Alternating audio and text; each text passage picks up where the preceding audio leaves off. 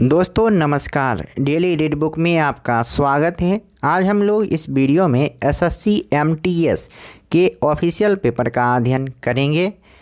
यह 16वां पेपर है, यानी इससे पहले हम लोग 15 पेपर का अध्ययन कर चुके हैं। अगर आपने नहीं देखा है तो चैनल के प्लेलिस्ट से आप देख सकते हैं। इसके अलावा हमने एसएससी सीजीएल के कुल 21 शिफ्ट में जो प्रश्न आए थे, जो एग्ज़ाम हुआ था, उन सारे प्रश्नों का भी हम लोग अध्ययन कर चुके हैं।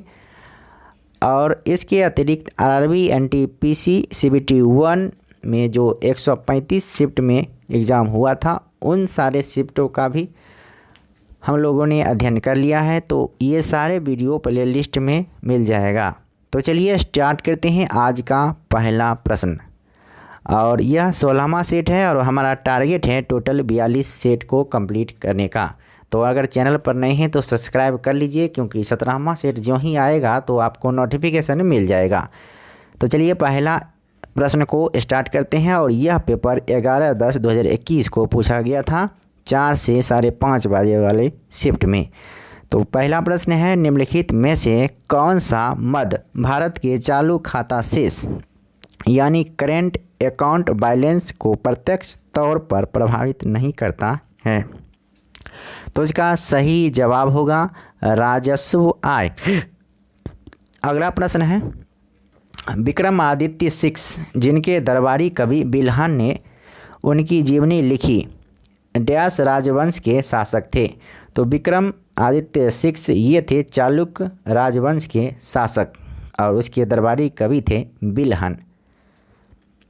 भारत में राष्ट्रीय उपभोक्ता दिवस कब मनाया जाता है? भारत में राष्ट्रीय उपभोक्ता दिवस 24 दिसंबर को मनाया जाता है। निम्नलिखित में से किस त्यौहार को मणिपुरी नववर्ष के नाम से भी जाना जाता है? तो ये चैरोबा पर्व को मणिपुरी नववर्ष के नाम से भी जाना जाता है। निम्न में से कौन सा रोग फ्लेबी वायरस के कारण नहीं होता है? तो ये पोलियो फ्लेबी वायरस के कारण नहीं होता है। सितंबर 2020 तक की स्थिति के अनुसार निम्नलिखित में से कौन सा राष्ट्रीय उद्यान यूनेस्को की विश्व धरोहर सूची में अंकित है? तो केवलादेव राष्ट्रीय उद्यान है यूनेस्को की विश्व धरोहर सूची में, और यह राजस्थान में स्थित है। अगस्त 2020 में भारतीय संसदीय समूह के अध्यक्ष निम्नलिखित में से कौन थे? तो ये थे ओम बिरला। अगस्त 2020 में भारतीय संसदीय समूह के अध्यक्ष थे ओम बिरला। विश्व का सबसे पुराना टेनिस टूर्नामेंट निम्नलिखित में से कौन सा है? तो ये है विंबलडन। विश्व का सबसे पुराना टेनिस टूर्नामेंट है विंबलडन। 1975 में राष्ट्रीय आपातकाल की घोषणा के समय भारत के राष्ट्रपति निम्नलिखित में से कौन थे? फखरुद्दीन अली अहमद थे राष्ट्रपति।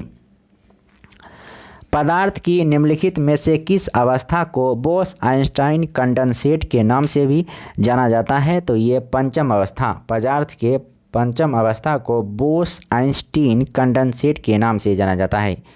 क्वेश्चन नंबर 11 है, निम्नलिखित में के कुल कितने प्राकृतिक समस्थानिक होते हैं? कार्बन के कुल कितने समस्थानिक होते हैं? तो इसका सही जवाब होगा 3। कार्बन के कुल 3 प्राकृतिक समस्थानिक होते हैं।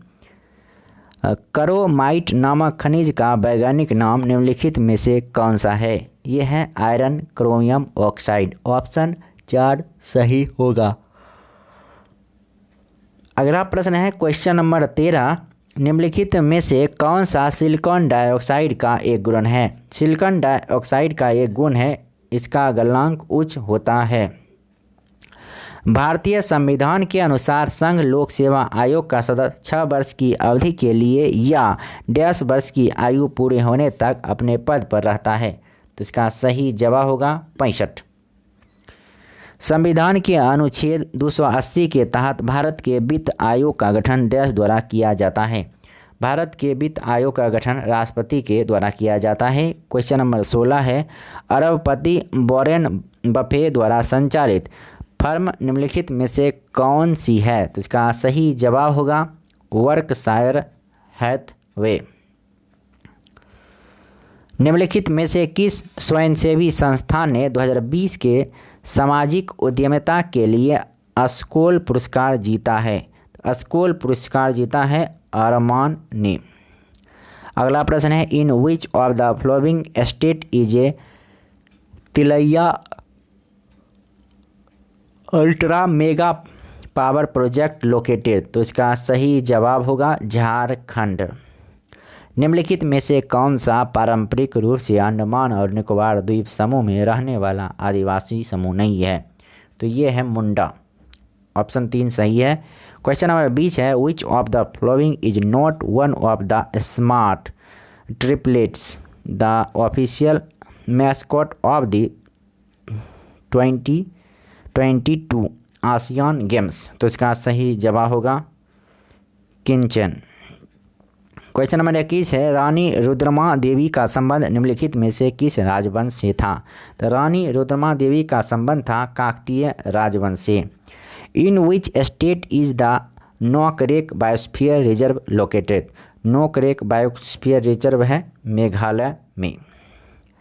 ब्रिटिश शासन के दौरान निम्नलिखित में से कौन सा संगठन अन्य 3 संगठनों की तुलना में पहले स्थापित किया गया था?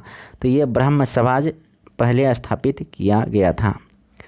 महादेव पहाड़ियाँ मुख्य रूप से किस राज्य में फैली हुई हैं? महादेव पहाड़ियाँ फैली हुई हैं मध्य प्रदेश राज्य में।